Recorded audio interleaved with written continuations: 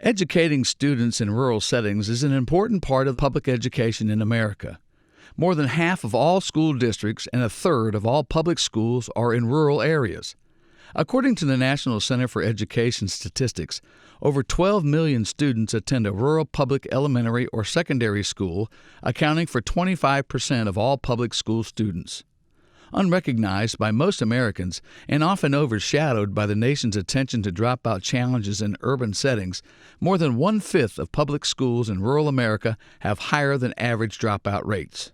Because of their remote locations and more limited resources, schools in rural communities often have less access to high-quality technical assistance than schools in other communities. For this reason, the U.S. Department of Education's High School Graduation Initiative program provided dropout prevention support to its grantees and districts across the country through technical assistance contracts. This video highlights dropout prevention efforts in rural districts and schools in Arkansas. Actively implementing a number of dropout prevention initiatives, Arkansas supports innovative programs throughout its rural state. Through a variety of alternative learning environment and career and technical education opportunities, Arkansas is helping to engage students who might otherwise drop out of school. Advanced technologies such as Virtual Arkansas connects rural students to previously unavailable educational experiences, and the data center offering critical information on student progress enables schools to tailor options to individual student needs. Arkansas heralds its strong rural communities and its highly qualified teachers as the ideal combination for providing these enriched programs and supporting students to complete their high school education. We really are just a rural state, and so in Arkansas we're tasked as a state with providing an adequate education to all students. And so what that means is that we have to ensure that all the needs are being met as defined by adequacy for each school, whether they're in Little Rock, Arkansas, or whether they're out in western Yale County. That we try to provide a core group of courses. Where we have tried to allocate additional resources is to some of these other areas like the STEM pathways, career ed, trying to get more resources, but there's never enough. There's always that issue of economy of scale where, obviously when you have a lot of school districts close to an urban area, it's easier to provide some of those different, methodologies of instruction. But when you get out to, where I was used to in western Yale County, there was not a lot of things out there besides just the school. So it's hard to say, well, we're going to provide an automotive technology class, we're going to provide a high-level welding class and those things for that particular group of students because it's not affordable. So you have to travel long distances to get to one of those type of career tech centers. But that effort is there and continues to be made. We have a tremendous amount of support from our legislature. They looked at this situation years ago and they said, how can we not necessarily equalize and subsidize, but how can we benefit the at-risk student? How can we do more value added? We're a small state, we have small monies available, but how can we use those to the best of our ability? And what they decided is they have created some special emphasis money, and it's called special needs funding, all state related, and it is to support alternative education. And in alternative education, your focus is students who are not being successful with the traditional classroom setting. And you are to create everything in the student action plan around the needs of that individual student. Our legislature has given us the funding, which is amazing, to be able to help support this in addition to the daily funding. And they've given us many additional resources. Everything is tied, interrelated with the Arkansas Department of Education, career technical education. We're all working together, and higher education to make sure that every option is available to all students in Arkansas. In Arkansas, all means all.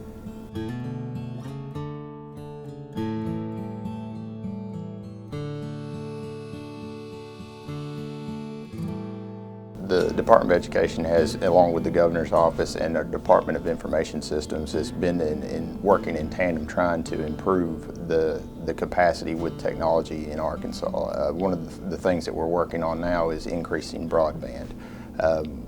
we're trying to get to a place where we can offer to every school at no charge up to 100 kilobits per student and make that scalable to where we can meet the eventual demands of CETA guidelines, which actually call for a meg per student.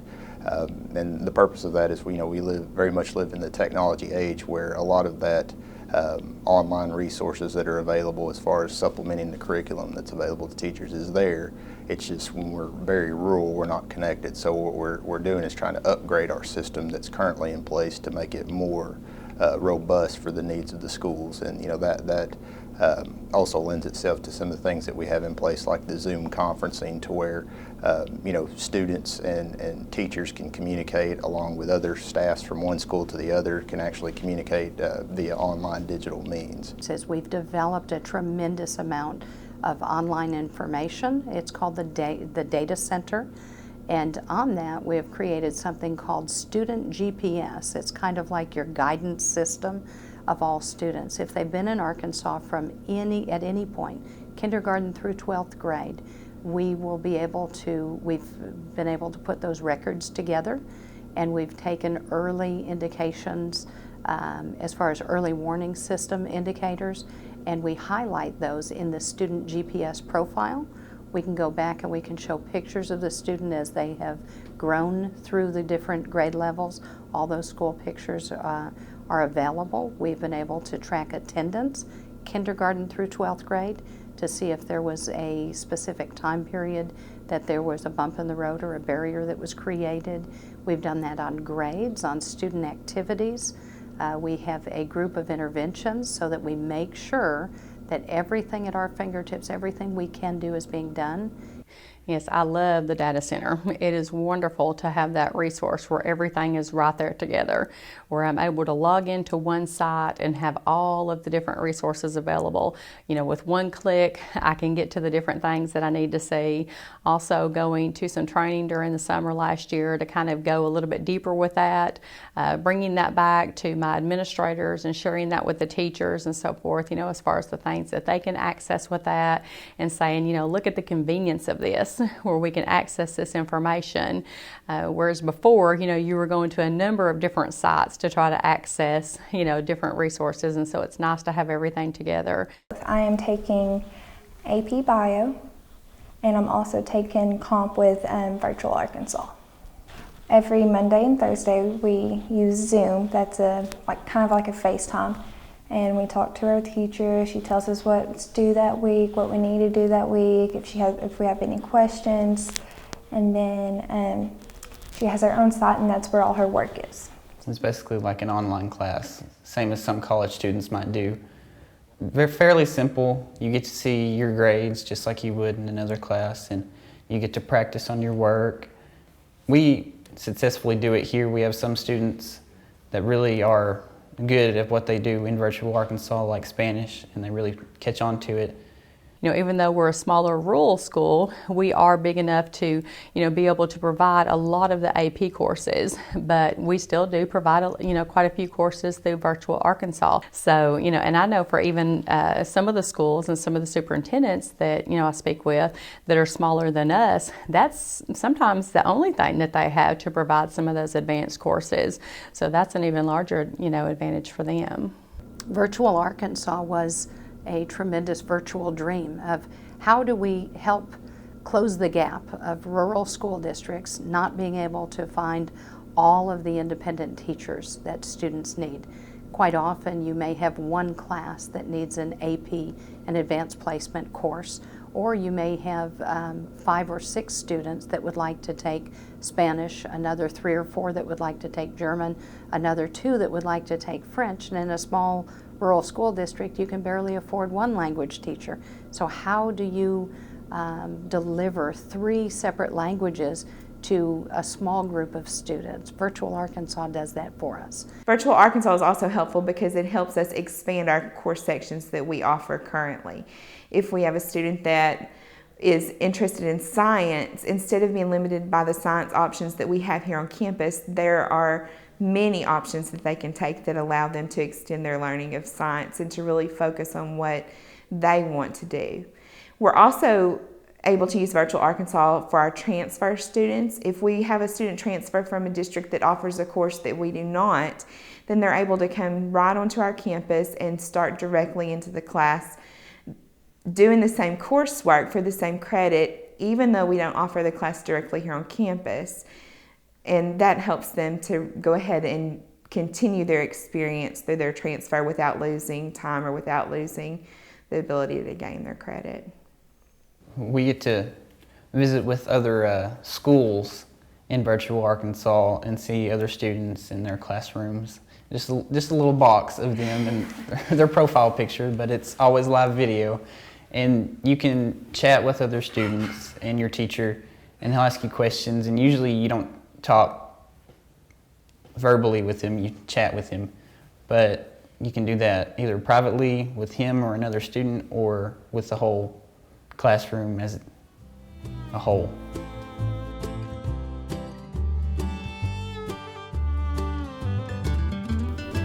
In Arkansas, we have a law that states all districts will have an alternative education program. The word is actually a alternative program. They can have any grade level or any group of grade levels as long as they're following the rules, but the law mandates every school district must address how they're providing an alternative setting for our students that are not getting their needs met in a traditional classroom. We took our law and we changed it from the behavioral realm of the state rules and regulations, and it is called, as of Act 1118, it is a true intervention program. We're a Chapter 48, which means we're a standalone program, and the words are alternative interventions. An intervention gives a much more positive approach, because what we're finding is behavior is not the primary reason that students are needing this non-traditional program. That would be a punitive alternative. What we're finding is we have a lot of students that have missed school for unfortunate reasons, sometimes moves that were beyond their ability, sometimes parent illnesses, quite often student illnesses. We have children that are being affected by changes that they didn't have any ability to affect. We have children that are needing one-on-one instruction to get them caught up so they can then get back with their peers. And the positive solution in Arkansas is we have alternative programs across the state that are available to these students. Alternative learning environment. That name in itself says what it is. It's a non-traditional classroom. The kids aren't in a row. We have a smaller classroom because a lot of the students just in that bigger classroom, they have too many outside stimulus and it just distracts them and they can't learn, so then they act out. You put them in that smaller setting and they just tend to want to grow, and then they have more encouragement because then you're in that, of course, smaller settings. They like it better because they feel like they have more one-on-one instruction instead of just being in the masses. None of us are in a cookie-cutter world. We have to look at them as being individuals and then go forward to that way. We have got to get back to the children. They may be behind academics. They may have some attendance issues. They may have various reasons that we put students in ALE. You know, we may have a student who just may have to be pregnant, and we have some that are dropout risk that we serve them there within our ALE program. All students in alternative education have to take state mandated testing. We don't want to remove that from the expectation because we want them to have all skills necessary. They run into discipline problems because of their frustration in the school, in the classroom setting, and they are put in there and are successful. It's like a family. We look out after each other. You treat each child differently. You get to know the kids, and then once you get to know them, then that's where you go with them. I'll start by saying that I did drop out a couple years ago. When my family moved to Florida, it was the end of my sophomore year. It was the summer before my junior year. We moved to Florida. I couldn't stand it. I went into it with the wrong attitude. I lasted about 7 weeks and I dropped out. And I'm like, yeah, this is just what I'm going to do. I started being kind of a bad kid, you know, but then I straightened my life up and I got a job, saved up all my money, and I moved back here, and right now I'm living by myself. Yeah, I was until about a month ago. My brother moved back and moved in with me. So I definitely know how it feels to drop out and the regret that comes with it. It's alternative learning environment. It's basically a more specialized environment. Like, I do my ALE work on a computer, that way I can get through it faster. My assignments are done quicker, more flexible, you know, I can leave if I need to for certain things. And without ALE, I don't think I'd be able to do it because, you know, like I said, I've been living on my own. So I get out of school every day at lunch. That way I have enough time to get a job, work, and that way I can pay my bills. One of the most important things in alternative education is that we have the best teachers available in all school districts. These students have already encountered tremendous life barriers and life challenges, and we ask that all school districts, rural school districts, all school districts, provide their best teachers, because those teachers know the curriculum and they begin to play with the curriculum. They're creative, they're willing to step out of the box, they don't have to think so standardly that they are tied to a teacher's edition, and yet they know their content. Our students must have rigor. They must be able to develop all the skills necessary to be successful in life. We just ask that our key best educators be placed in alternative education, and they will then coordinate all of the needed components.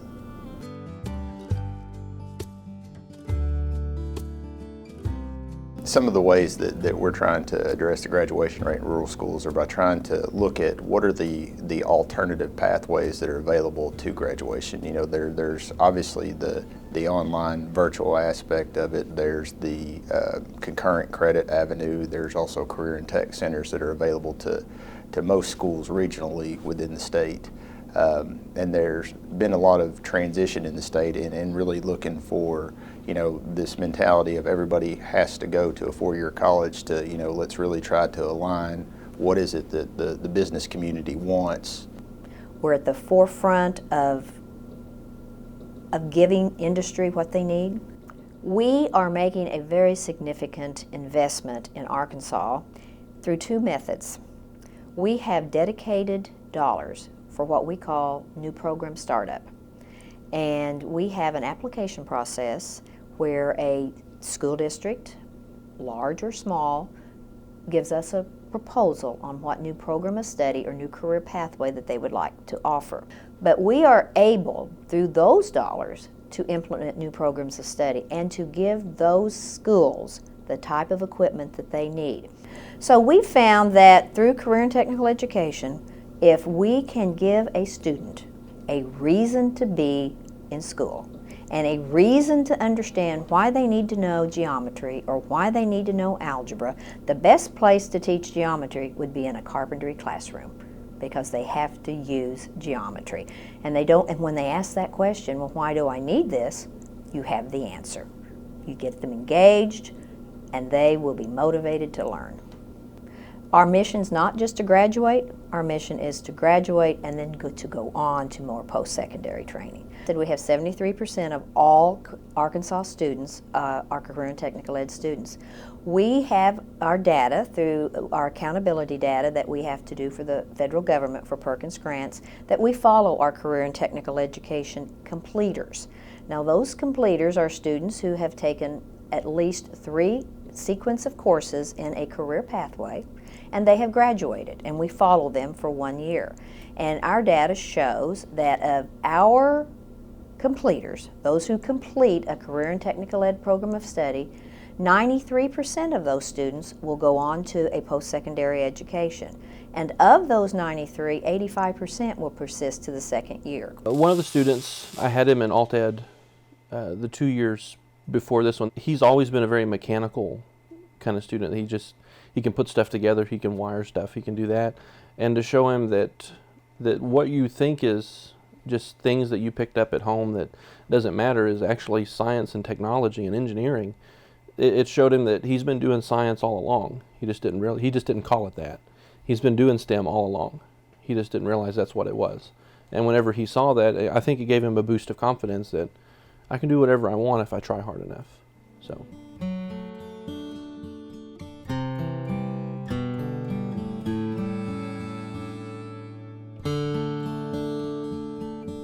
Our people are so invested here, and it shows in our students. We have students that are fourth generation Ouachita Warriors, and their grandparents have gone here, and their parents, and they are, and I'm myself one of those, and my kids are here now. And so despite, you know, kind of our isolated area, people live here so that they can stay a part of the community, and their kids can go to school here, and they drive an hour to go to work.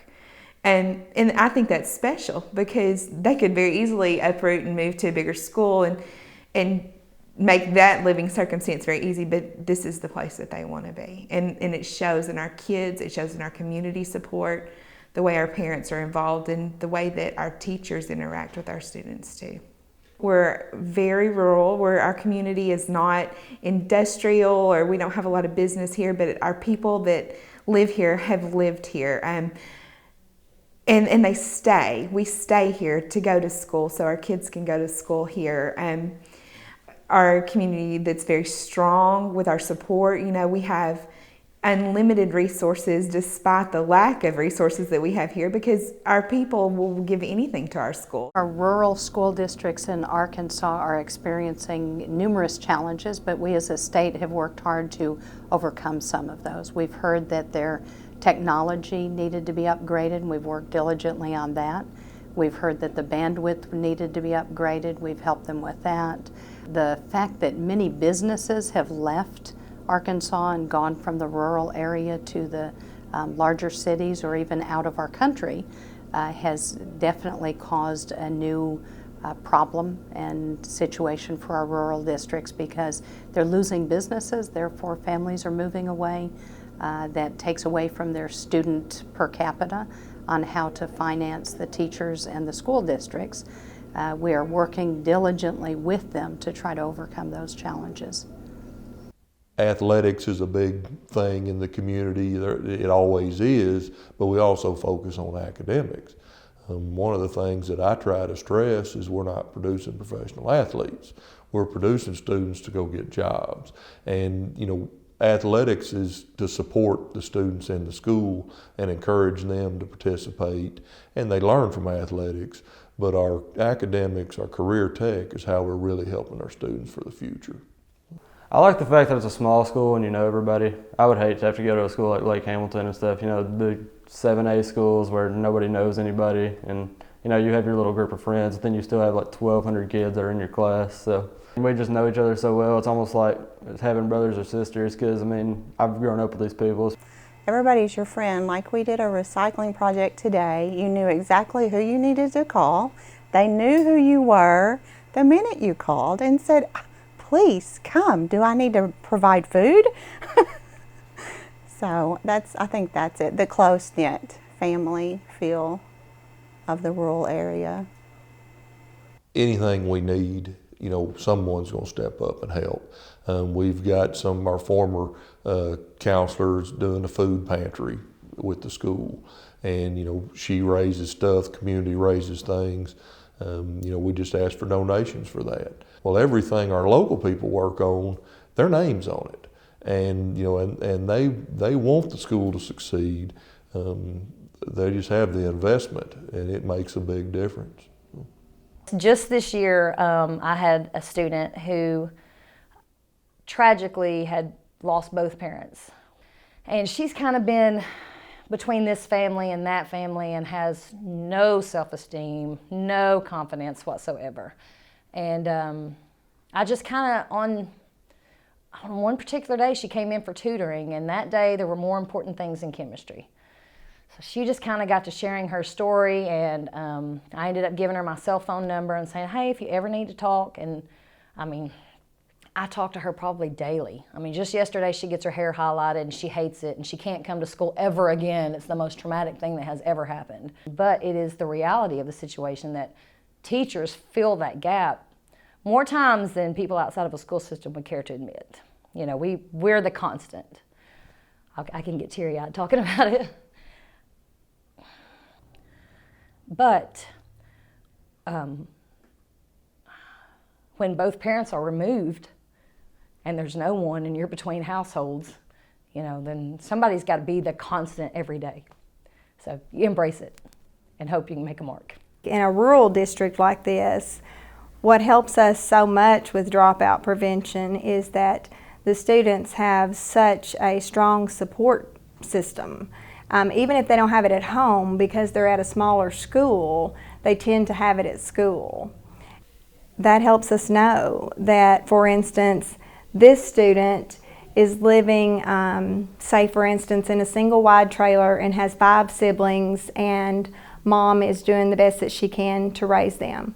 So maybe he didn't get a full night's sleep every single night, and we know that about him. So we know what to expect sometimes from him, and we can work with that.